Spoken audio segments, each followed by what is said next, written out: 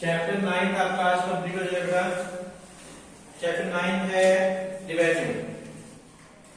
कल हम लोगों ने क्या टॉपिक किया था last? Firms demand curve under different margin. ठीक है, एक बार आज पूरे चैप्टर रिवाइज कर लेते हैं स्टार्टिंग से, क्योंकि बिल्कुल छोटा सा टॉपिक रह गया लास्ट 2 मिनट का, वो लास्ट में कर लेंगे। रिवेन्यू क्या है? The amount received from the sale of goods। Goods को सेल करने पर जो अमाउंट हमें रिसीव होती है दैट इज कॉल्ड रिवेन्यू। ठीक है, रिवेन्यू को हिंदी में क्या बोलते हैं भाई? आय। अगर मुझे प्रॉफिट निकालना हो तो कैसे निकलेगा? Revenue minus cost. रिवेन्यू में से आप कॉस्ट माइनस कर देना तो आपके पास क्या आ जाएगा? प्रॉफिट आ जाएगा। अगर मैं आपसे पूछूं प्रॉफिट निकालने का फॉर्मूला क्या है तो आप क्या बोलोगे? Revenue minus cost. Total revenue क्या होती है? First bench, what is total revenue? total amount received from the sale of goods। Very good. Total amount received from the sale of total goods. Better आता है। Third bench, total revenue निकालने का क्या formula बनेगा? हाँ जी, total revenue निकालने का formula AR into में आउटपुट। टोटल रिवेन्यू निकालने का फॉर्मूला होता है AR इंटू में आउटपुट। ठीक है ना, AR इंटू में output. Last bench, what is AR? Average revenue क्या होती है? Revenue per unit of output. AR कैसे निकलेगी? AR निकालने का क्या फॉर्मूला होगा?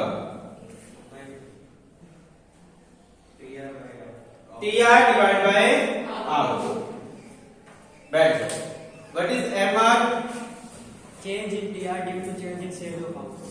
Change in TR due to change in sale of output, that is called MR। MR निकालने का फॉर्मूला? MR भी हाँ जी, MR का भी फॉर्मूला होता है इसको। TR H minus H T minus बैठ। TRN minus 1। ठीक है, तो समझाने टाइम में समझाता हूँ कि ऊपर वाला नीचे वाले से क्या कर दो? माइनस कर दो। फॉर्मूला एग्जैक्टली होता है TRN माइनस TRN माइनस में 1। ठीक है, third bench,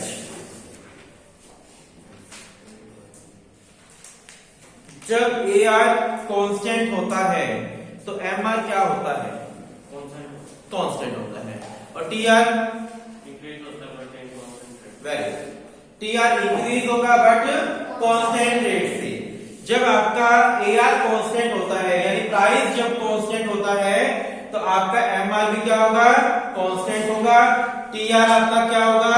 increase but constant rate. Last bench boys में, कैन MR भी जीरो या नेगेटिव हो सकता है?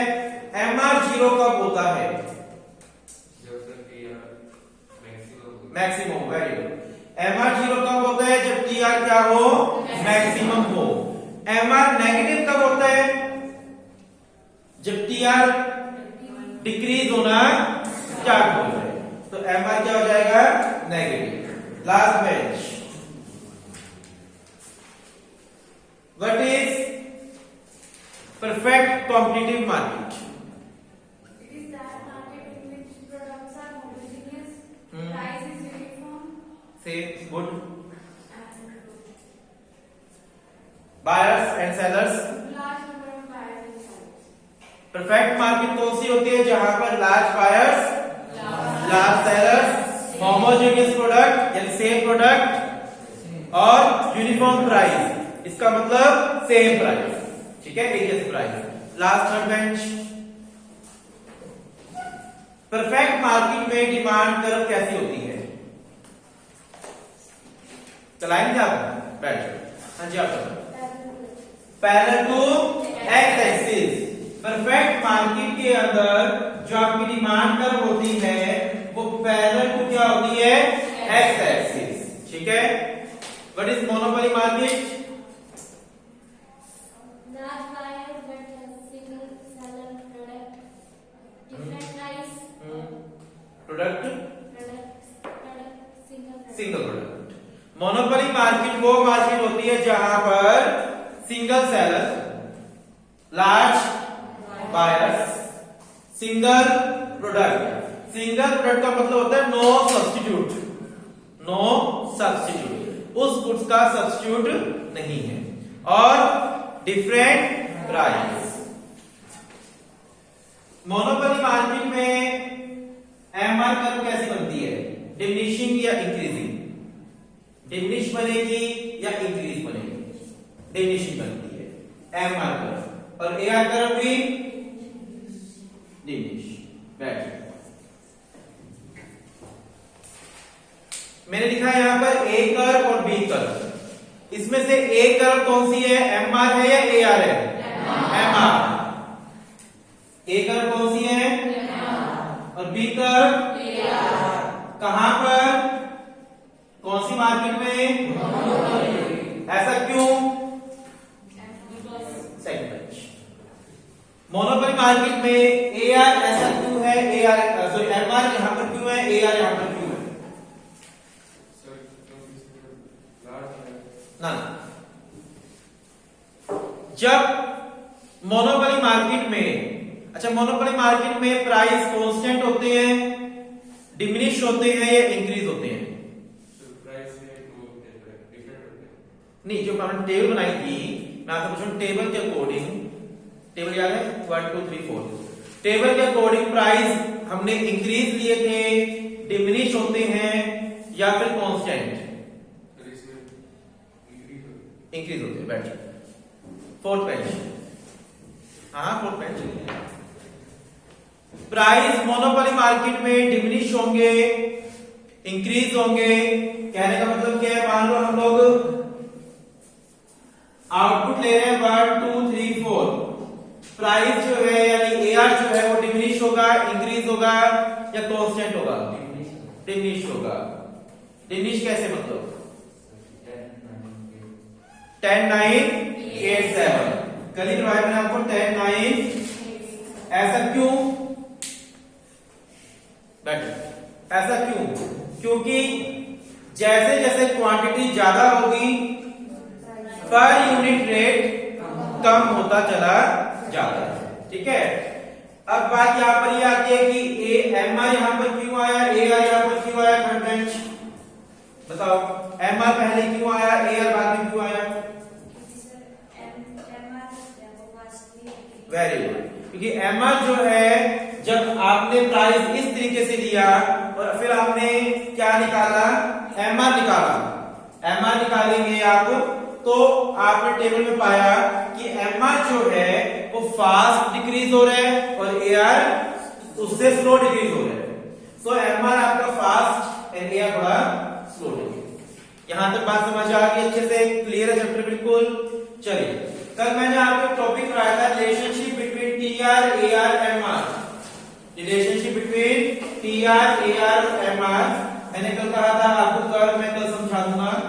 सबसे पहले आप लोगों ने क्या लिखा था वहां पर, इन तीनों का मीनिंग, इन तीनों का मीनिंग लिख दिया था आपने, टीआर का, एआर का और एमआर का। फिर आप लोगों ने क्या बनाई थी, टेबल, क्या बनाई थी, टेबल, ठीक है। टेबल में आपने सबसे पहले आउटपुट लिया था 1 2 3 4 5 6 7 तक, कहां तक आउटपुट लिया था, 7 तक। आपने टीआर कितनी ली थी, 5 से स्टार्ट, इस टीपी में 2 से स्टार्ट था ना, यहाँ पर 5 से कर लेंगे हम लोग, 5 9 12 14 15 15 14, ठीक है। बुक में देखो 5 9 12 14 15 15 14, ठीक है। उसके बाद एआर एमआर निकाल लिया लोगों ने, ठीक है ना। देन हम लोग कह रहे हैं कर्व, आपको क्या करना है, दो कर्व एक साथ बनेंगे यहां पर, देखिए बोर्ड पर, ओ एक्स ओ वाई, ओ एक्स ओ, यहां पर आउटपुट लेंगे आप लोग, यहां पर टीआर कर्व, यहां पर एआर और एमआर, ठीक है। चलिए, सबसे पहले आप लोग क्या बनाएंगे, टीआर बनाएंगे, क्या बनाएंगे, टीआर बन जाएगी इस तरीके से। आपकी बुक में ऐसे नीचे तक मिलाया हुआ है, कोई जरूरी नहीं है, आपको ऐसे बना के छोड़ देते हैं, ठीक है। ये क्या शो कर रहे हैं कि टीआर पहले आपकी इंक्रीज हुई,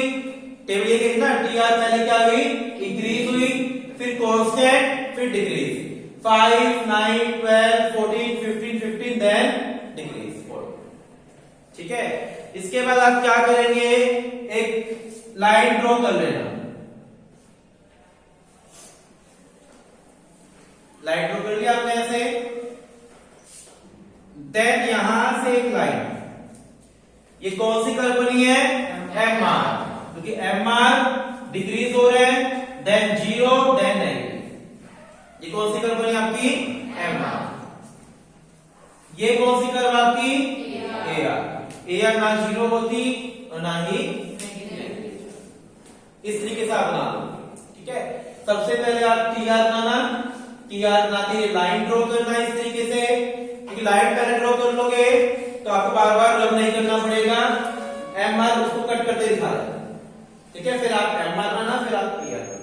ये आपकी कर्व थी T R, A R, M R की कंबाइंड कर्व।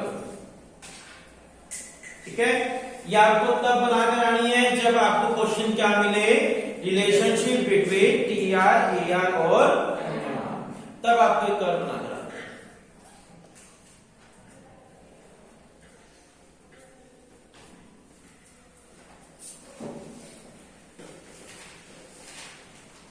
बना लोगे, लास्ट क्या कर दोगे, इसको एक्सप्लेन कर दोगे लास्ट। ठीक है, आगे बात समझ आपको अच्छे से क्लियर है सबको? किसी प्रकार का कोई डाउट है तो बोलो यहां तक। ठीक है, चलिए, कल हमने टॉपिक क्या था, एक तो firm demand curve under perfect market, वो टॉपिक तो क्लियर था। फिर firm demand curve under monopoly market, ये दो टॉपिक कर लिए थे। ये तीनों टॉपिक इंपॉर्टेंट है, जो करवा रहा हूं मैं आपको, इन तीनों में से एक क्वेश्चन आपको पेपर में पक्का मिलेगा। ठीक है, लास्ट टॉपिक बचा आपका firm demand curve under monopolistic market. कौन सी market, monopolistic market. Monopolistic market ये कौन सी मार्केट होती है, monopolistic. Large buyers, large sellers, different product, different price. जिस मार्केट में बेचने वाले बहुत सारे हो, नोट करो जिससे पहले नहीं किया होगा, large buyers, large sellers, different product, different price, वो मार्केट क्या कहलाएगी, मोनोपोलिस्टिक मार्केट। सपोज करो हम सब लोग मार्केट में सेलर है। ठीक है, अगर हमारे पास सेम प्रोडक्ट होता, क्या होता है, सेम प्रोडक्ट, तो हमारी मार्केट क्या कहलाती, परफेक्ट मार्केट। हमारी मार्केट क्या कहलाती, परफेक्ट मार्केट। जब सबके पास सेम प्रोडक्ट होगा, मान लो ये मार्केट है, हम सारे यहां पर सेलर हैं, जितने भी हैं, सबके पास सेम प्रोडक्ट है, तो क्या हम लोग डिफरेंट प्राइस रखेंगे, नहीं। मान लो आपके पास मार्कर है, आप बेच रहे हो 20 रुपीज का, मैं भी मार्कर ही सेल कर रहा हूं, तो फिर मैं 19 क्यों नहीं रखूंगा, मेरी मर्जी, मेरे मार्कर, मेरा गुड, मेरे प्राइस, मैं 19 क्यों नहीं रखूंगा, मेरी मर्जी है भाई।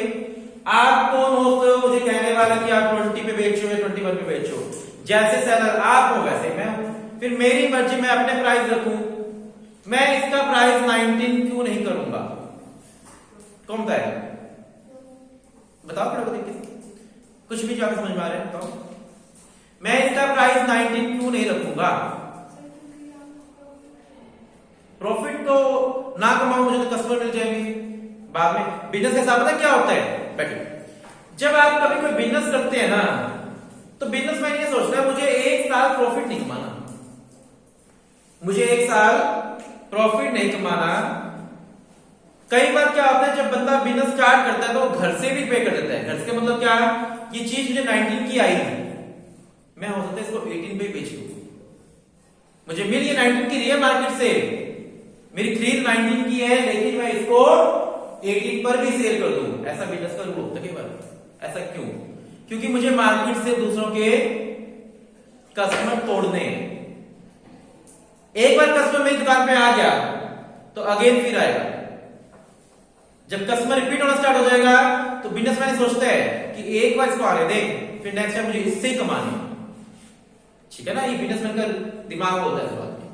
तो यहां पर कहो मैं इसका रेट 19 क्यों नहीं करूंगा, क्योंकि आप सब बैठे हो भाई, आप बोल रहे 20 रुपीज, कस्टमर अवेयर है, कस्टमर अवेयर है। आपने कितना बोला 20 रुपीज, मैं बोल रहा हूं 19 रुपीज। आपकी शॉप पर सिंगल कस्टमर भी नहीं आएगा, नहीं आएगा भाई।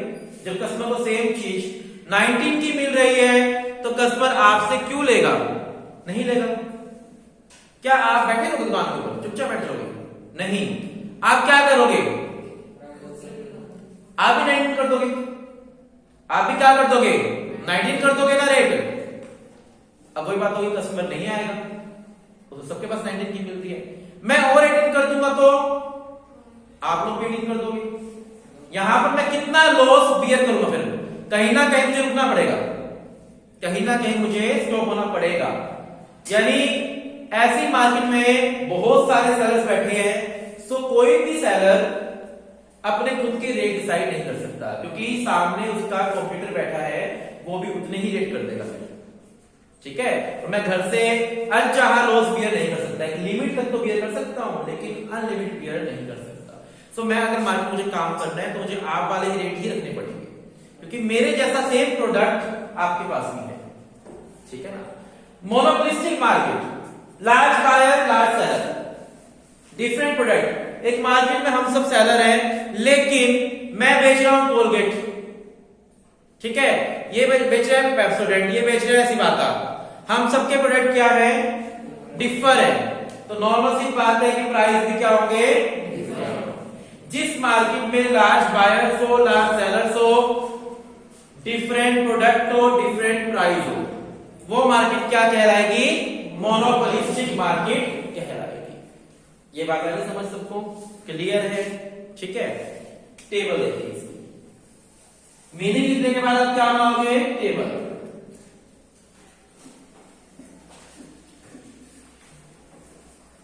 हाँ जी, सेकंड बैच। मोनोपोलिस्टिक मार्केट में मुझे प्राइस को डिक्रीज करना चाहिए, इंक्रीज करना चाहिए, कांस्टेंट डिक्रीज पर यूनिट। यहां पर भी सेम वही कंसेप्ट रहेगा बेटा।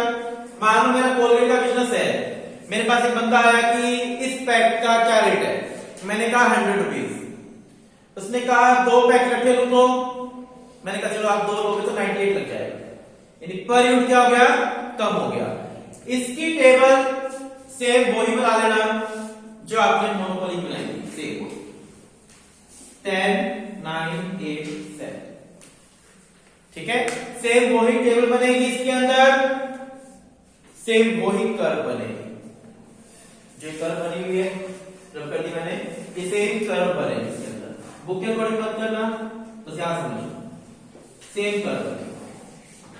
ठीक है, तो मीनिंग चेंज हो गया यहाँ पर, लेकिन टेबल एंड कर्व दोनों में सेम बनेगी, मोनोपोली के अंदर भी यानी मोनोपोलिस्टिक के अंदर भी। आपको एक जगह करनी है, 2 जगह पर काम चल रहा है।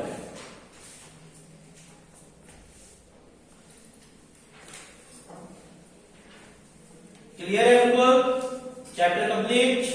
ठीक है, मैंने आपको क्या बोला, दिवाली के बाद आपका क्या होगा, टेस्ट होगा। आपका बहुत टाइम है प्रिपरेशन करने के लिए।